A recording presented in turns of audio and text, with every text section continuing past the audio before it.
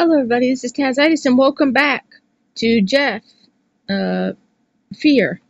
I can't remember the name of the game. I think it's called Your Fear or whatever it's called.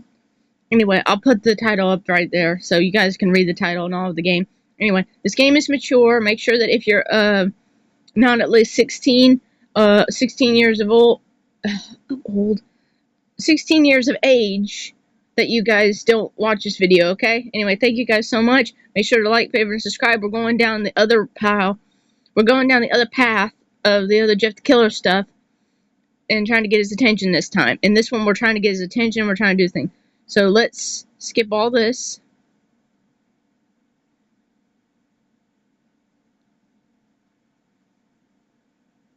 Okay. You like movies. Movies are okay.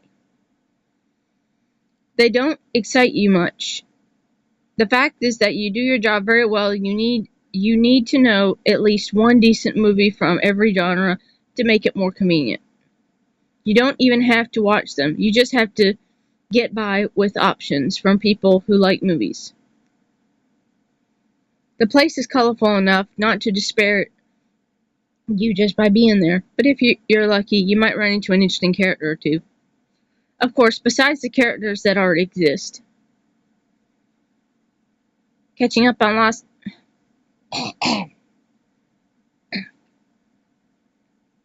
That's stuck in my throat. Catching up on lost time.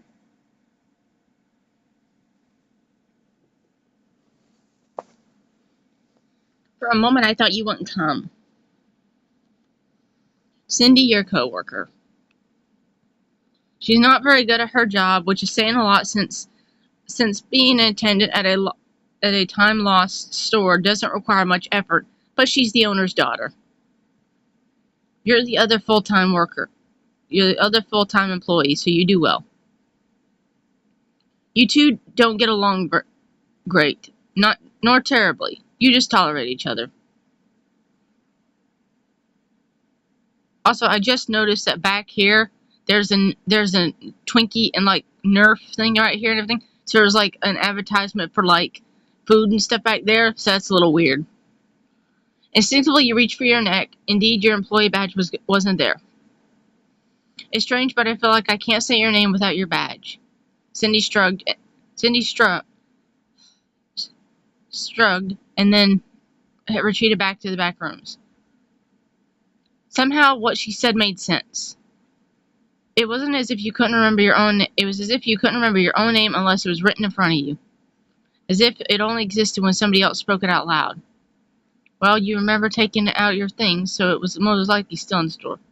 We're going to aisle 2 because that's where it was. You spotted it. You were reaching for your badge, but a white hand got there before you, slowly picking up the piece of plastic.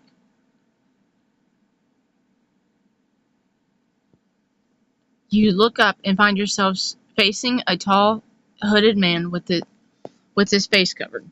Guys, give me a minute.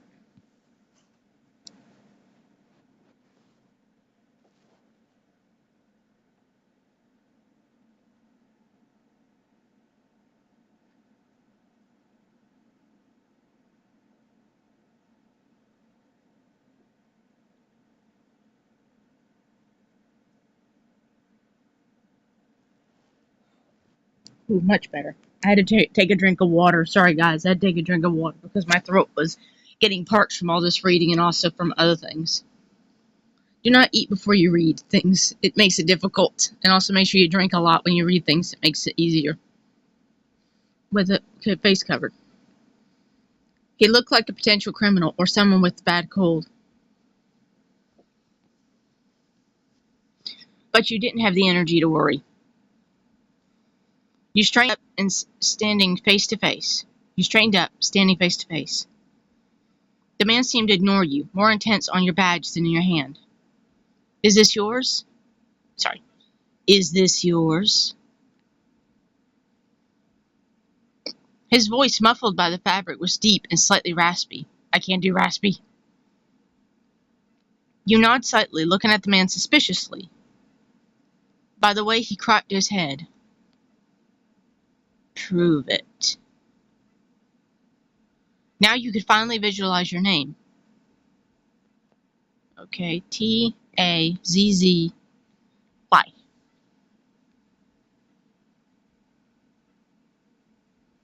Dot, dot, dot. The man looked at your badge in silence. For a moment, you truly thought you might have been wrong after all, and then he offered you the piece of plastic. All right, Tazzy. You took the badge in your hand and given the guy a look. I'm going to dock him. Who are you? The badge security? Okay, so we got a heart. The man shrugged, unconcerned. I just wanted to make sure I gave it to the right person. I clearly work here. He chuckled.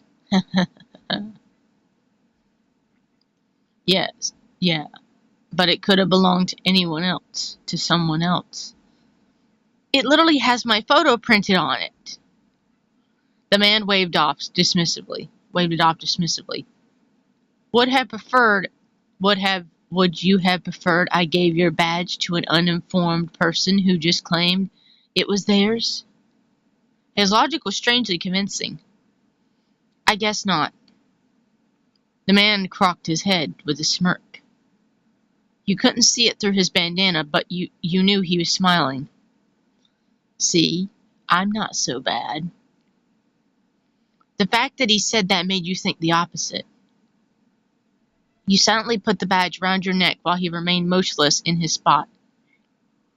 You slowly moved towards the counter.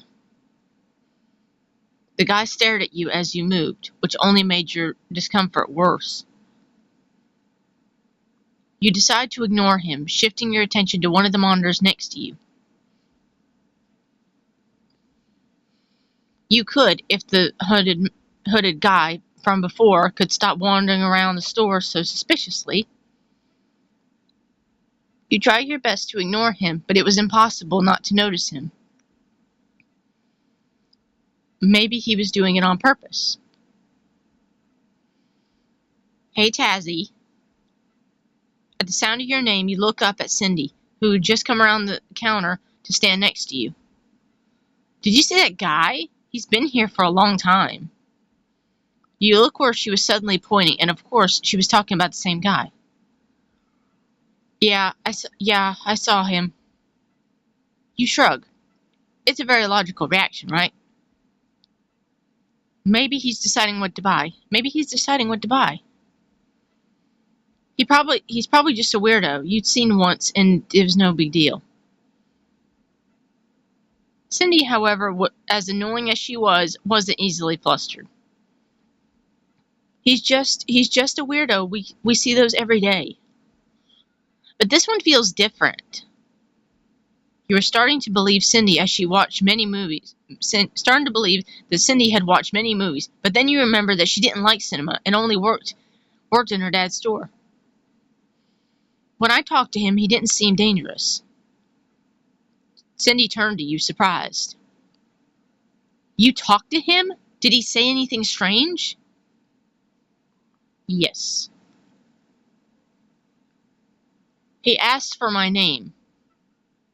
Huh? Why? He picked up my badge, and I guess to verify it was mine. She held up her chin thoughtfully.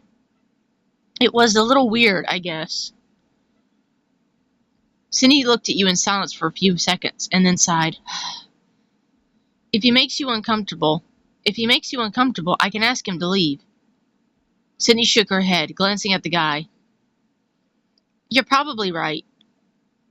Okay, I'll leave you to it, but I'll go check the inventory. Sure. You settled into your designated seat, and before you could pretend to look at the receipts, Cindy spoke again. But if he does anything suspicious, let me know, okay? You nod slightly. Cindy didn't wait for a verbal response. She just went back to her task. You kept your eyes fixed on the monitor screen for a moment. Out of the corner of your eye, you glanced at the aisle. The guy was still there, just standing. He was looking at the shelf that held nothing particularly interesting. And then he looked at you. It was a quick or distracted glance. It was direct. Meet his gaze. You returned his gaze with the same intensity. You didn't know if you were doing it out of bravery or stubbornness or just simply curiosity. But he didn't blink. And then he made a slight gesture. An almost imperceptible nod of his head, as if he were greeting you. You decided to ignore him, turning your attention back to the monitor to remove the CD from the CD player. As you put the CD back in its case, you look at your options. There are so many options. But I've got to pick horror because horror is the one that's going to get his attention. +1. You enjoy the scares and the aroma that horror movies create. You were about to pick a movie until suddenly the sound of somebody leaning on the counter in front of you distracted you. Again, the stranger was there, this time in front of you, looking intensely at the CD in your hand. What movie are you going to put on? Excuse me? I want to know what kind of movie you're going to put on. Is that a crime?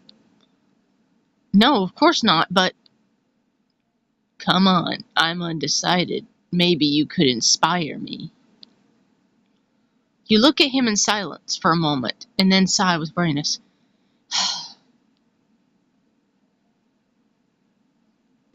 Scream. +1. Ooh, I knew that would get his attention. Knew it. Oh. A classic slasher. I knew it. I should have gone for the slasher movie all along. A classic slasher. So it does matter what movie I choose. A classic slasher. Interesting. Well, did that help you decide? The guy cocked his head, which now you know for sure was his way of showing mockery. A little. Though what caught my attention the most was the genre you chose. You raised an eyebrow. Oh yeah? And what about it? Horror. Horror. His tone dropped. Interesting choice. Always says something about the person who prefers it. Like what?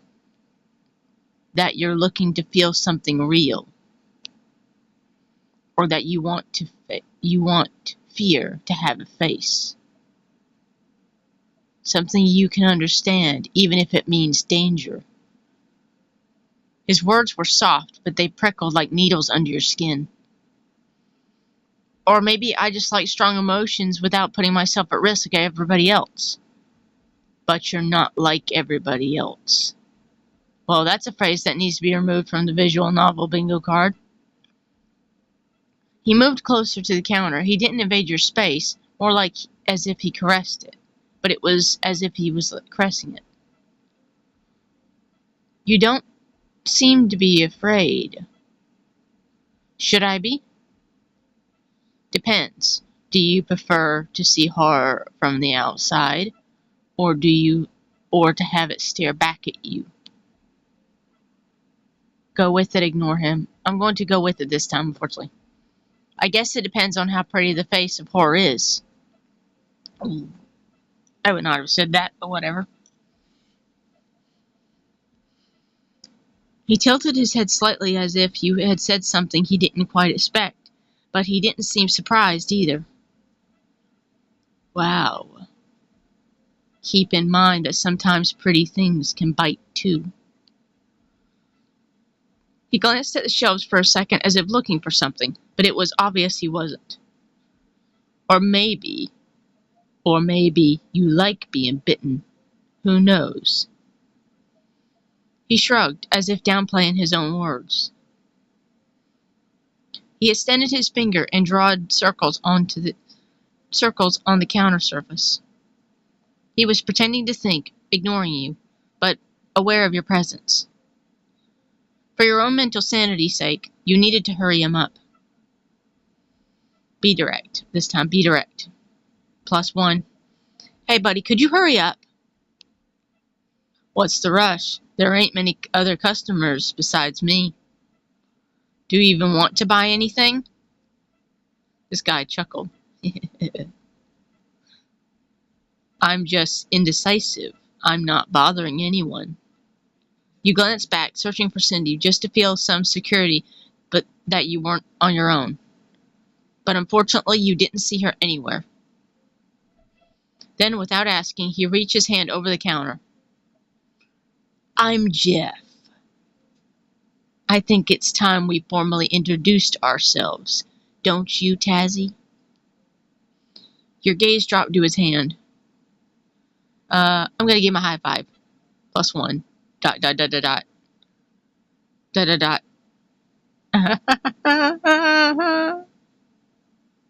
Jeff laughed loudly, drawing the attention of few remaining customers in the store. You couldn't help it, but you also laughed at your reaction. Hey, don't exaggerate. They're watching us. Why? Are you embarrassed for them to see you? It's not that. You're bothering the customers. Ah, right. I didn't take you for someone who'd easily get embarrassed. As someone who works in the store, you should convince the customers to buy as much as possible, but something told you that Jeff would take his sweet time. You watched him in silence for a few seconds, observing his thoughtful posture. If he was insistent on prolonging the interaction, you were allowed to make him uncomfortable too, right? You work here? What's with the banana? Are you single? Oh my goodness. I'm not going to ask if you're single. I'm going to ask what's with the banana, and I'm probably going to regret it. ... Why do you want to know? Curiosity, does it hurt? I'm going to ask, does it hurt? Should I? +2? Crap. ... It doesn't anymore. That's what matters. You weren't the one to meddle in other people's affairs, but you had already established a conversation with him. You couldn't just not care. Well, did you decide what to get? Jeffrey focused his attention on. Wow, it seems like you really want to get rid of me. Answer sarcastically. +1. No, not at all.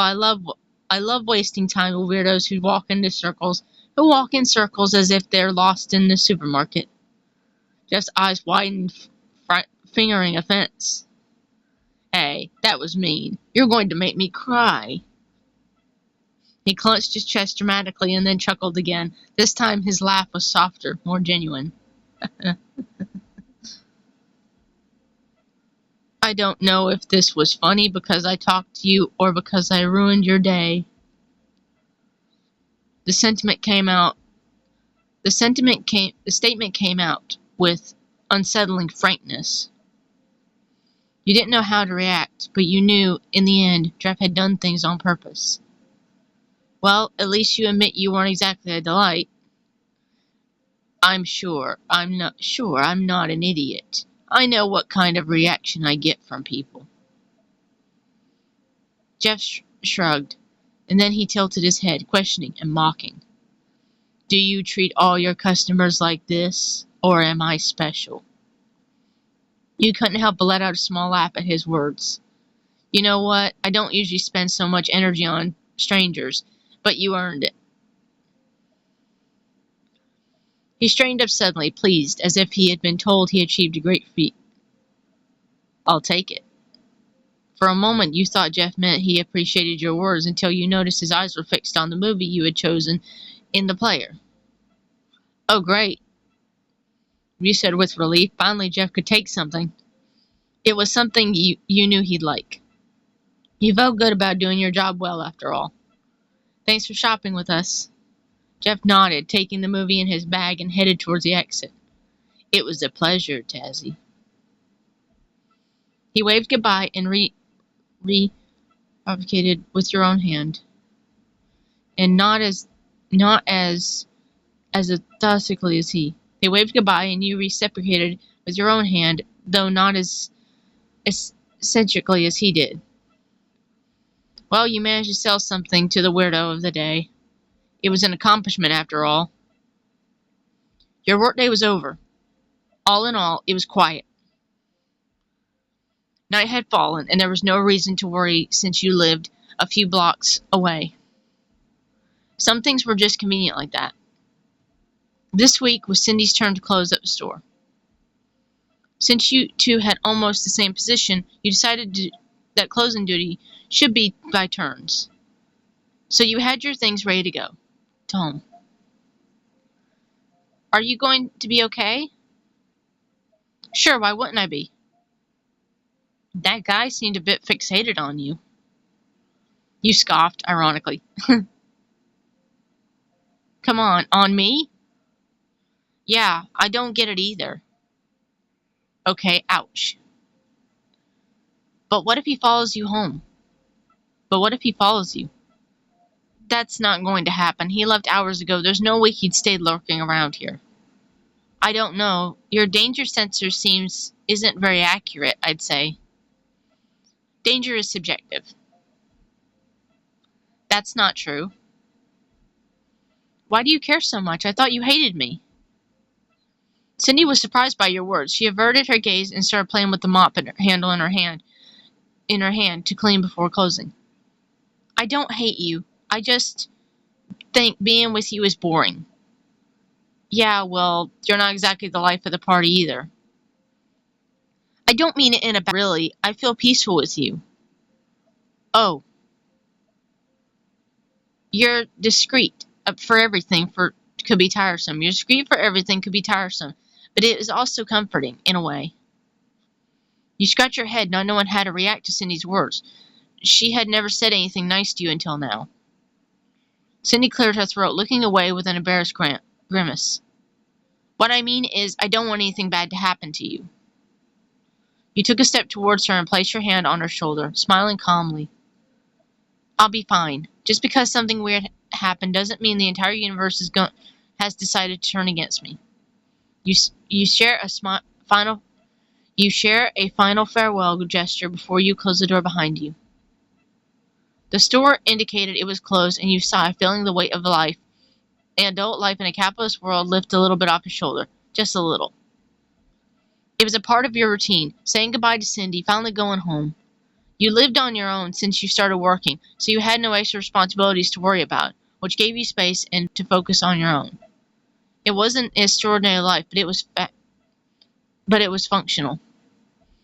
You worked during the day, earned enough money for rent and bills, and then you rested on the weekends. Even though the streets were well lit and the room remained gloomy as you walked towards the apartment, it had always been like this. Nothing to fear, right? It was then that you felt your arms being pulled violently to one side. Maybe you should have been more alert. You were dragged into an alley beside the street. It was slightly darker, but a streetlight nearby allowed you to distinguish what was in front of you. Since the sudden action distorted you, you were slow to react. What the fuck? The sound of a slight blow to the side of your head interrupted you, and you realized that the person cornered you against the brick wall behind you. You glanced at the person's arm. A familiar white sleeve covered an arm stretching to your blind spot. You grew tired of suspicion and finally glanced up at the person who had cornered you. You had no idea who it might be. You had an idea who it might be. Tazzy, we meet again. Uncertainly filled you at the sight of a white, scarred face. Jeff had removed his hood and his bandana and revealing his face. His skin varied in color and texture. His nose was shrunken. His milky blue eyes were deep set in dark circles, and you were certain you hadn't seen him blink once. But what caught your attention most was the scars that ran across his mouth. It didn't look like a clean cut. The way it distorted his expression sent shiver down your spine. You assumed his face would be imperfect, but he'd want to hide to avoid stares from strangers, but considering the bizarre situation, it wasn't surprising. Jeff? Certainly you were at a disadvantage here, so you tried to think of a way to turn the tables. Wow. Wow, who would have thought at night alone, someone alone, gloomy. Wow, who would have thought at night, someone alone, gloomy alley, a classic. Jeff chuckled at your sarcasm. You don't drop the act, huh? He then pulled out a knife from his hood pocket. Now make sure you give me a good show. His voice is raspy, articulated, with an anxious tone. He seems impatient. A show? Fear is exquisite, he whispers, almost uncertainly poetic, leaning towards you, his breath grazing your face. Hey, no offense, but your whole approach feels very cliché. Jeff tilted his head to the side. You could have swore it was an equivalent of raising a brow. If he had eyebrows. This isn't the time for jokes, don't you think? Isn't the time for jokes, don't you think? Yeah, well, I don't really know what motivates you to attack me. I thought we were getting along.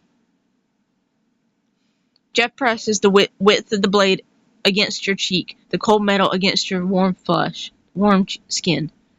Are you asking what makes you special? Is it being special? Is it being special having you drag me into a dark alley? Wow, you must not be very popular. Jeff snorted in annoyance. He grabbed your shoulder with the hand that cornered you and slammed you against the wall behind you.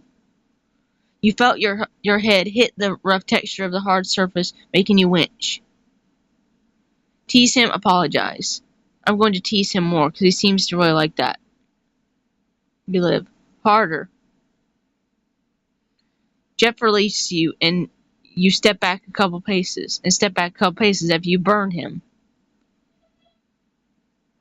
His expression reflected surprise, as if it was a bigger reaction than you expected. Relax, I'm just kidding. That wasn't funny. It was to me. Shut up, this shouldn't be funny. You should be afraid. Jeff approached you again, raising a knife to your neck. Instinctively, you pulled away from the blade, feeling the tip pierce your chin. You're in an alley, at night, with a knife at your throat. So I'll ask you again. Are you afraid? Oh, I'm gonna say no. Fuck Jeff. Not gonna lie, that's probably what I would say too. Fuck Jeff. You didn't feel like dealing with the sadistic madman. Keep participating. Jeff's smile fell subtly. Oh, so that's how it is. A sharp, intense pain breached from your stomach to your fingertips, invading you, taking your breath away. Okay, we made the wrong choice. Your voice caught in your throat. Ha ha ha. Jeff's uncomfortable laughter was the only thing you heard. Truly, you sounded like he was having fun. He kept you on your feet with his hand on your shoulder, but you felt him let go. You inevitably fell to the ground, feeling cold, very cold. Your limbs felt heavy, and you couldn't open your eyes no matter how hard you tried. I died again. You didn't hold Jeff back.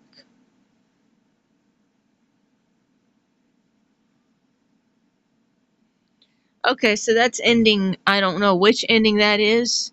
But anyway, that's going to be the second ending and all.